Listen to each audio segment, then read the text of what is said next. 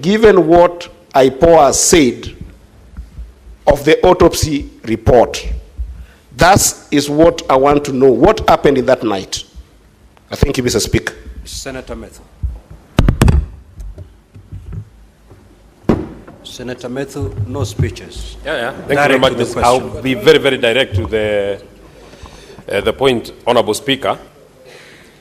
And Honorable Speaker, having listened to the man who, in my opinion, now carries the, or rather the man who was supposed to give us the evidence of the chronology of what happened, I am of this opinion, Honorable Speaker. We were told that the complainant is the Director, Deputy Inspector General of Police. I'm of this opinion, Honorable Speaker, that from what the Inspector General of Police has said, it is my opinion that the evidence he has put together is the corrected evidence.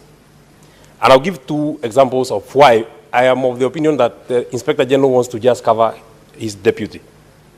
He says that, Mr. Speaker, he says that the complainant lodged a complaint on the 4th of June. There are 4 officers that he has said who were supposed to go, or rather, who were to take the statement from the Inspector General of Police. May I take you to the 5th of June when he has said 2 letters were made. One, they first received the response from the EACC on the 5th of June. They wrote another letter to the CAK on the 5th of June. On the same day, they received a letter from the CAK. Once they were satisfied that there is a case to answer, the officers went to arrest Albert. Now, Mr. Speaker, the officers arrived in Kisii at 12:55. Walking back, it is 307 kilometers from Nairobi to Kisii. If indeed they left Nairobi after they were satisfied, unless these letters were being done before government opens offices, I know that government opens offices at 8 in the morning. If they did a letter, for example, to the CAK at 8, and they got a response at maybe 8:15, if the government is so swift, then it means that they drove to Kisii in less than 3 hours. This, Mr. Speaker, cannot have happened unless there is further evidence that of how. No, we have been told that they didn't fly. We have been told that Senator they drove Methu, to Kisii. don't engage your colleagues, just proceed. Oh yeah, they drove all the way to Kisii. And they go to Kisii from what the Inspector General of Police has told us at 12:55 hours. Honorable Speaker, that already, there is eyebrows that this evidence has been deconstructed. This is not original evidence. This is not a true record of what happened to Ojwang. And I am very sad that the Inspector General of Police, in my opinion, I'm giving my opinion, a parent who is here. Just ask your question. So that is my question. My second question. And Honorable Speaker, I don't know why colleagues have a problem. Order, honorable senators. Just one, let me just direct you. I will not take any points of order.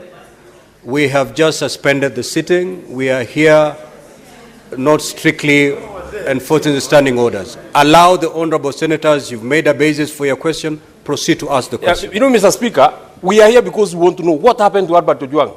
If any information can help us know what happened to Albert Ojwang, then it will help us move. Maybe finally, may I know from the Inspector General of Police, once it was established in the morning that Albert was unconscious and he was being rushed to hospital, the choice of Mbagathi Hospital instead of Kenyatta National Hospital, just a question to maybe to help in the investigation, because I've seen from Central Police Station to Kenyatta National Hospital via Hospital Road is 5.1 kilometers. To Mbagathi is 5.8 kilometers via Valley Road. Mr. Speaker, I would have imagined that there are better facilities and there are better facilities at Kenyatta National Hospital, and being a hospital that is nearer the Central Police Station, Honorable Speaker, I would have expected that is where Albert would have been taken. Thank you. Senator Osotsi.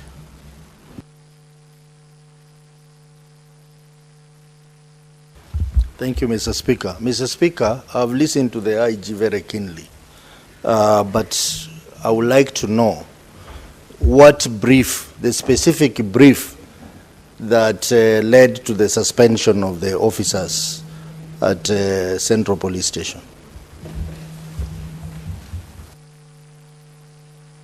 Senator Bone. Mr. Speaker, my first one is to CS Murkomen.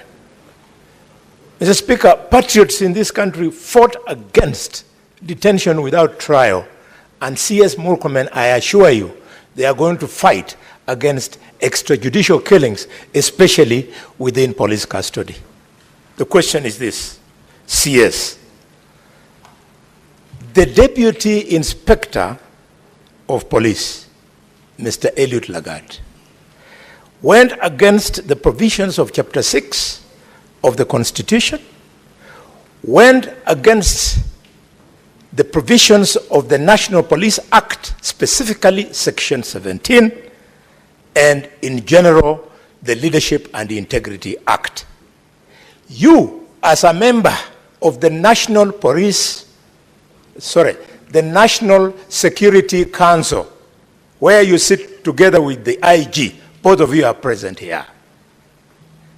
Why have you found it difficult to advise the necessary authorities that Eliud Lagat be dismissed from service? My next question, Mr. Speaker, is to to the IG Kanja. IG Kanja, Kenyans who know you, we have a lot of respect for you because you are the officer, unknown to some people, who defeated the terrorists at Dusit 2 Hotel. We know you as a serious police officer. We've been wondering why these killings under you, and now that Lagat is the person we have found to be who he is, we can now very well see who has been undermining you. I therefore want to appeal to you. Tell this country, a spokesman by the name of Mushiri Nyaga, the police spokesman, he misrepresented material facts. He attempted to conceal this killing. He went and interfered with the circumstances of the crime by stating that Omondi Ojwang hit his head on the wall. IG Kanja, why have you not arrested him? He has information which in his statement under arrest will help to point fingers at who gave him this deliberate statement so as to do what I have said above. Finally, Mr. Speaker, back to Kanja and or Amin. IPOA has now told us the names of the officers from DCI who went to Migori to go and arrest Ojwang. Can you tell the country how it came to pass that Ojwang was moved all the way, Ojwang,